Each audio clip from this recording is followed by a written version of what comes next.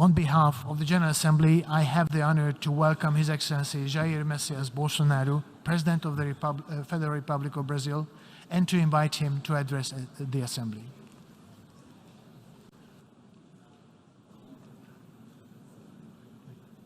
Okay. Ok? Senhor Chabá Corozzi, presidente da 77ª Assembleia Geral das Nações Unidas, senhor Antônio Guterres, secretário-geral das Nações Unidas, senhoras e senhores, chefes de Estado, de governo e de delegações. Senhoras e senhores, começo por cumprimentá-lo, embaixador Chabá Corozzi, pela eleição para presidir esta Assembleia Geral. Esteja certo de contar com o apoio do Brasil. O tema escolhido para este debate geral gira em torno de um conceito que se aplica perfeitamente ao momento que vivemos, um divisor de águas. Senhor presidente, nossa responsabilidade coletiva nessa Assembleia Geral é compreender o alcance dos desafios que compõem esse divisor de águas e, a partir daí, construir respostas que tirem sua força dos objetivos que são comuns a todos nós. A tarefa não é simples, mas, a rigor, não temos alternativa. Esse esforço tem de começar no interior de cada um dos nossos países. Antes de tudo, é aquilo que realizamos no plano interno que dá a medida da autoridade com que agimos no plano internacional. Deixe-me falar da perspectiva do meu país. Quando o Brasil se manifesta sobre a agenda da saúde pública, fazemos isso com a autoridade de um governo que, durante a pandemia da Covid-19, não poupou esforços para salvar vidas e preservar empregos. Como tantos outros países, concentramos nossa atenção, desde a primeira hora, em garantir um auxílio financeiro emergencial aos mais necessitados. O nosso objetivo foi proteger a renda das famílias para que elas conseguissem enfrentar as dificuldades econômicas decorrentes da pandemia. Beneficiamos mais de 68 milhões de pessoas, o equivalente a 1/3 da nossa população. Em paralelo, lançamos um amplo programa de imunização, inclusive com produção doméstica de vacinas. Somos uma nação com 210 milhões de habitantes e já temos mais de 80% da população vacinada contra a Covid-19. Todos foram vacinados de forma voluntária, respeitando a liberdade individual de cada um.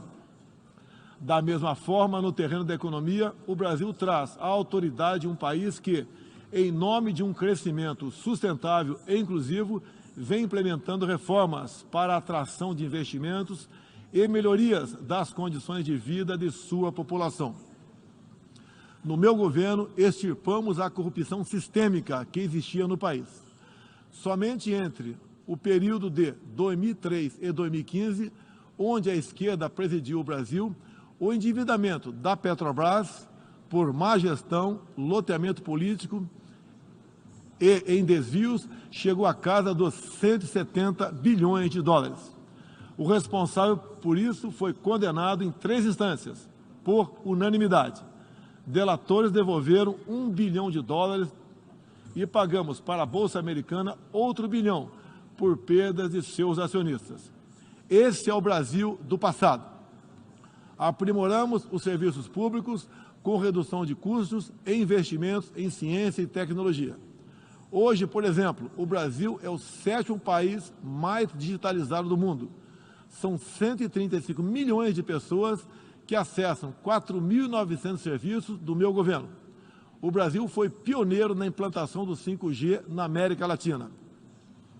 Levamos adiante uma abrangente pauta de privatizações e concessões, com ênfase na infraestrutura. Concluímos o projeto de transposição do Rio São Francisco, levando água para o Nordeste brasileiro. Adotamos novos marcos regulatórios, como o do saneamento básico, o das ferrovias e o do gás natural. Além disso, melhoramos o ambiente de negócios, com a Lei da Liberdade Econômica e a lei de startups.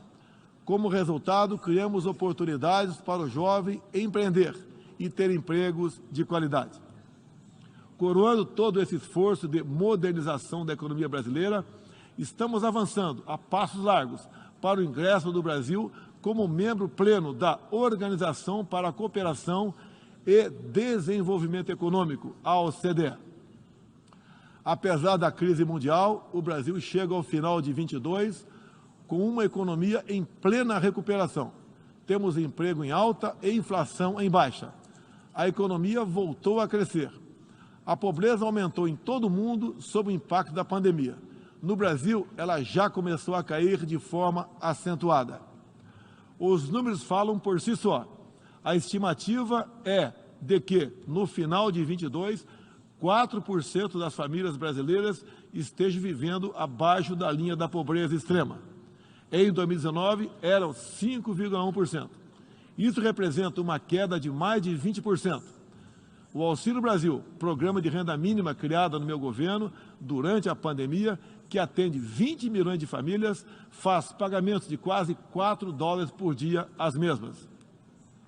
O desemprego caiu 5 pontos percentuais, chegando a 9%, taxa que não se via há 7 anos. Reduzimos a inflação com estimativa de 6% no corrente ano. Tenho a satisfação de anunciar que tivemos deflação inédita no Brasil nos meses de julho e agosto. Desde junho, o preço da gasolina caiu mais de 30%. Hoje, um litro no Brasil custa cerca de 90 centavos de dólares. O preço da energia elétrica também teve uma queda de mais de 15%. Quero ressaltar que o custo da energia não caiu por causa de tabelamento de preços ou qualquer outro tipo de intervenção federal. Foi resultado de uma política de racionalização de impostos formulada e implementada com apoio do Congresso Nacional. Em 2021, o Brasil foi o quarto maior destino de investimentos estrangeiros direto no mundo. Nosso comércio exterior alcançou a marca histórica de 39% do PIB, mesmo diminuindo ou zerando impostos de milhares de produtos. No plano interno, também estamos batendo recordes em 3 áreas: arrecadação fiscal, lucro das empresas estatais e relação entre dívida pública e PIB. Aliás, em 21, tivemos superávit no resultado consolidado de contas públicas. O PIB brasileiro aumentou 1,2% no segundo semestre. A projeção de crescimento para 22 chega a 3%. Temos a tranquilidade de quem está no bom caminho, o caminho de uma prosperidade compartilhada entre os brasileiros e, mais além, compartilhada com nossos vizinhos e outros parceiros mundo afora. É isso que vemos, por exemplo, na produção de alimentos. Há 4 décadas, o Brasil importava alimentos. Hoje, somos um dos maiores exportadores mundiais. Isso só foi possível graças a pesados investimentos em ciência e inovação, com vistas à produtividade e à sustentabilidade. Faço aqui um tributo à pessoa de Alisson Paulinelli, candidato brasileiro ao Prêmio Nobel da Paz, por seu papel na expansão da fronteira agrícola brasileira com o uso de novas tecnologias. Este ano, o Brasil já começou a colheita da maior safra de grãos da nossa história. Estima-se pelo menos 270 milhões de toneladas. O Brasil também, em poucos anos, passará de importador a exportador de trigo. Para o período de 22-23, a previsão é que a produção total ultrapasse os 300 milhões de toneladas. Como afirmou a diretora-geral da Organização Mundial do Comércio, em recente visita que nos fez, se não fosse o agronegócio brasileiro, o planeta passaria fome, pois alimentamos mais de 1 bilhão de pessoas ao redor do mundo. O nosso agronegócio é orgulho nacional.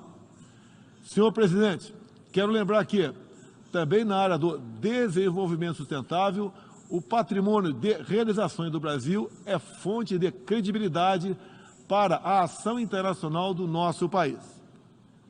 Em matéria de meio ambiente e desenvolvimento sustentável, o Brasil é parte da solução e referência para o mundo. 2/3 de todo o território brasileiro permanecem com vegetação nativa, que se encontra exatamente como estava quando o Brasil foi descoberto em 1500. Na Amazônia brasileira, área equivalente à Europa Ocidental, mais de 80% da floresta continua intocada, ao contrário do que é divulgado pela grande mídia nacional e internacional. É fundamental que, ao cuidarmos do meio ambiente, não esqueçamos das pessoas. A região amazônica abriga mais de 20 milhões de habitantes, entre eles indígenas e ribeirinhos, cuja subsistência depende de algum aproveitamento econômico da floresta. Levamos internet a mais de 11 mil escolas rurais e a mais de 500 comunidades indígenas. O Brasil começou sua transição energética há quase meio século, em reação às crises do petróleo daquela época. Hoje temos uma indústria de biocombustíveis moderna e sustentável. Indústria que contribui para a matriz energética mais limpa entre os países do G20.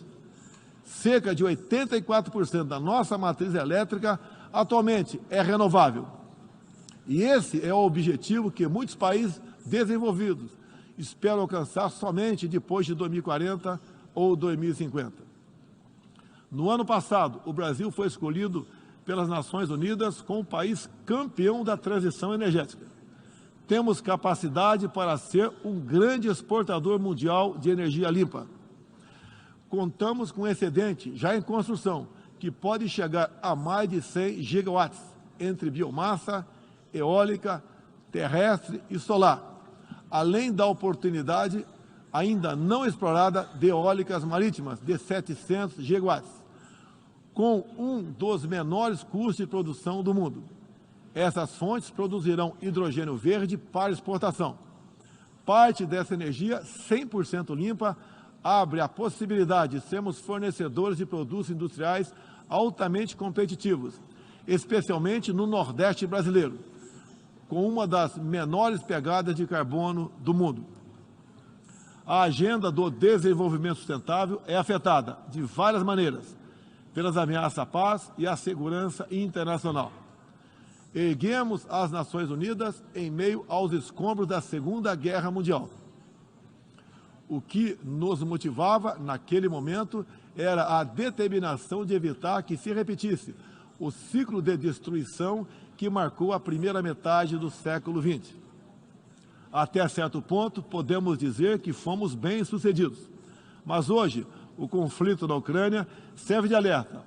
Uma reforma da ONU é essencial para encontrarmos a paz mundial. No caso específico do Conselho de Segurança, após 25 anos de debates, está claro que precisamos buscar soluções inovadoras. O Brasil fala desse assunto com base em uma experiência que remonta aos primórdios da ONU. É pela 11ª vez que ocupamos assento não permanente no Conselho. Temos buscado dar o melhor de nós para a solução pacífica e negociada dos conflitos internacionais, sempre guiados pela Carta da ONU e pelo direito internacional.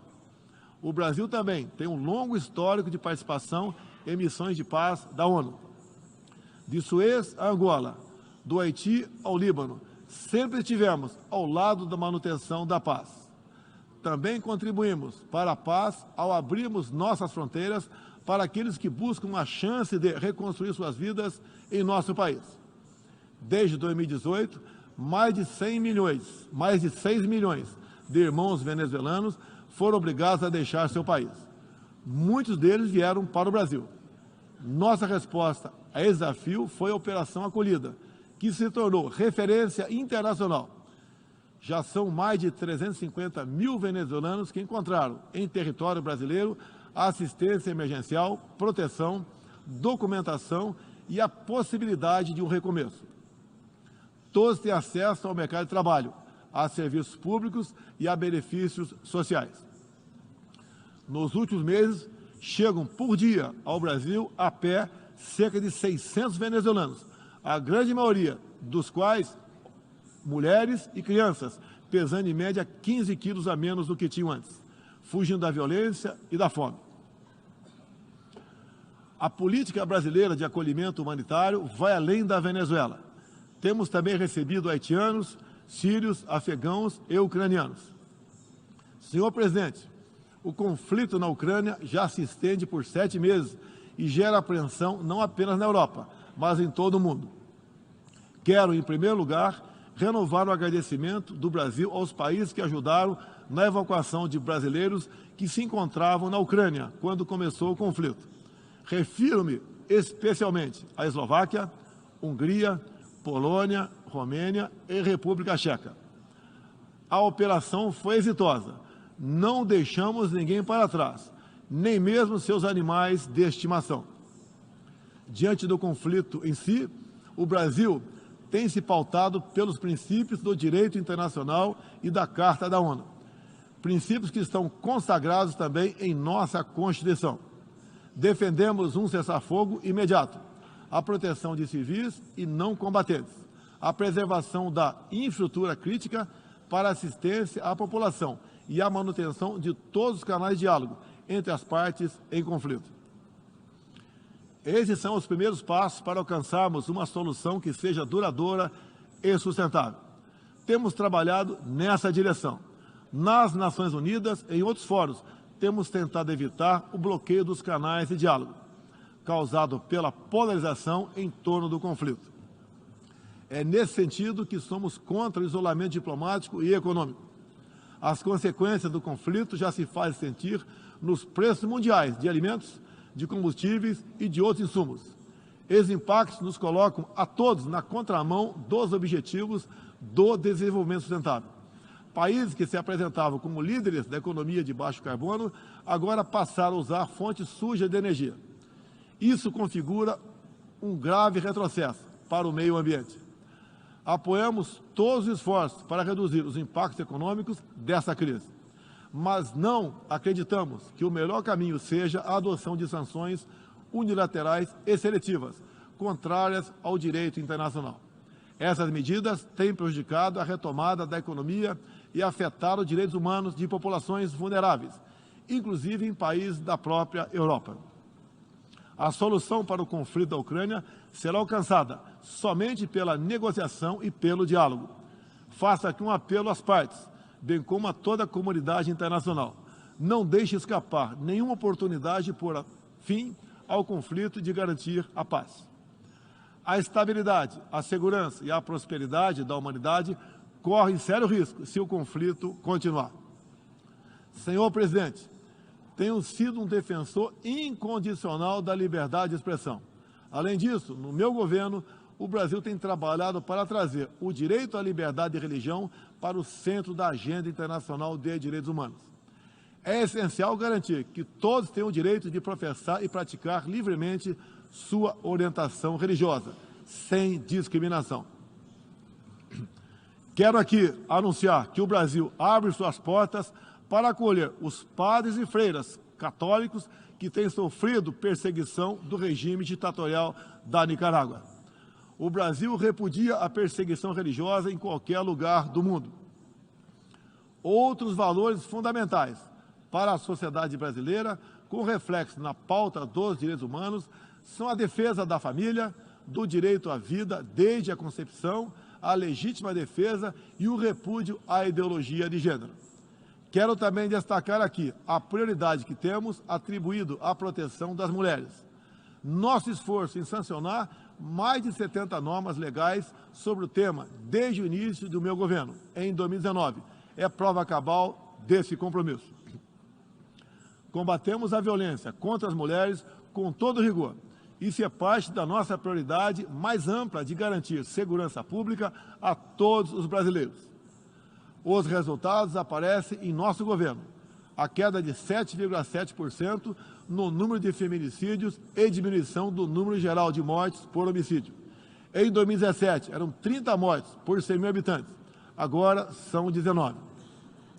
A violência no campo também caiu ao mesmo tempo que aumentamos a regularização da propriedade da terra para os assentados.